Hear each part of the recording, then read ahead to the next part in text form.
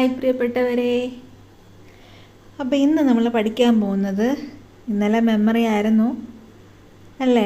അപ്പോൾ ഇന്ന് നമുക്ക് ഫോർഗെറ്റിംഗ്, മറന്നു പോവുക. നമ്മൾ പറയും, അയ്യോ ഞാൻ മറന്നുപോയി. എന്താ ഈ forgetting? Failure to retrieve information from the memory. നമ്മുടെ മെമ്മറിയിൽ നിന്നും നമ്മുടെ മെമ്മറിയിലുള്ള ഇൻഫോർമേഷനെ റിട്രീവ് ചെയ്ത് എടുക്കാൻ പറ്റാത്തൊരു അവസ്ഥ, ആ ഒരു ഫെയിലിയറാണ് ഫോർഗെറ്റിംഗ് എന്ന് പറയുന്നത്.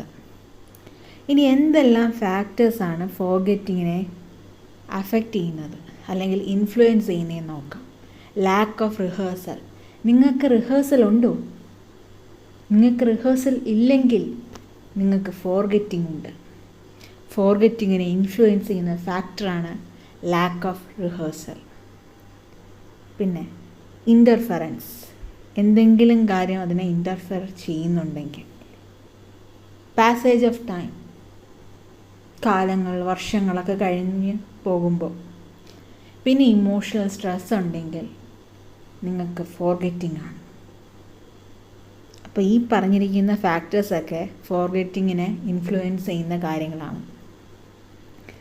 അടുത്തത് സ്ട്രാറ്റജീസ് ഫോർ ഇംപ്രൂവിങ് മെമ്മറി. ഇനി എന്തെല്ലാം സ്ട്രാറ്റജീസാണ് നമ്മുടെ ഈ ഓർമ്മ, നമ്മുടെ ഈ മറവിയല്ല മെമ്മറിയെ ഇംപ്രൂവ് ചെയ്യാൻ സാധിക്കുന്നത്?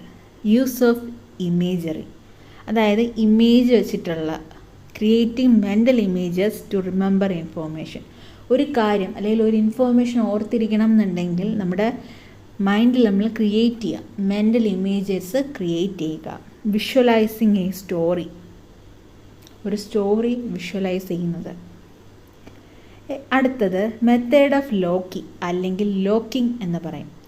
Associating information with familiar places. നിങ്ങൾക്ക് ഫെമിലിയർ ആയിട്ടുള്ള പ്ലേസസ് വെച്ചിട്ട് നമുക്ക് കിട്ടുന്ന ഇൻഫോർമേഷൻസിനെ അസോസിയേറ്റ് ചെയ്യുക. Example, remembering items by placing them in room. Okay, റൂമിൽ പ്ലേസ് ചെയ്യാണ് നിങ്ങൾക്ക് ഓർത്തിരിക്കാനുള്ള കാര്യങ്ങളൊക്കെ, ഐറ്റംസൊക്കെ. അത് മെത്തേഡ് ഓഫ് ലോക്കിയാണ്. പിന്നെ വരുന്നത് ചങ്കിങ്, അതായത് grouping information into meaning full unit. കിട്ടുന്ന ഇൻഫോർമേഷൻസിനെ ഗ്രൂപ്പ് ചെയ്യുക, എന്നിട്ട് അതിനെ മീനിങ് ഫുൾ ആയിട്ടുള്ള ഒരു യൂണിറ്റാക്കി മാറ്റുക. Example, breaking phone number into parts. നിങ്ങൾക്ക് ഫോൺ നമ്പർ പഠിക്കണം എന്നുണ്ടെങ്കിൽ അതിനെ കുറച്ചായിട്ട് ഒരു 4 ഡിജിറ്റാക്കി പഠിക്കുക. അതിനെയാണ് ചങ്കിങ് എന്ന് പറയുന്നത്.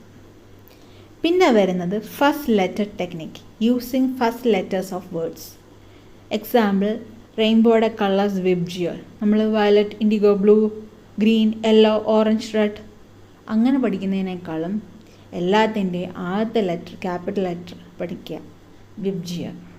അതാണ് ഫസ്റ്റ് ലെറ്റർ ടെക്നിക്ക്. പിന്നെ വരുന്നത് ട്രൈഗ്രാം മെത്തേഡ്, അതായത് using 3 letter nonsense syllables. Nonsense ആയിട്ടുള്ള സിലബിൾസ് യൂസ് ചെയ്യുക, 3 ലെറ്റേഴ്സിൻ്റെ. എക്സാമ്പിൾ, BAF, KEP അങ്ങനെയുള്ളത്. വേറെയും വരാം കേട്ടോ.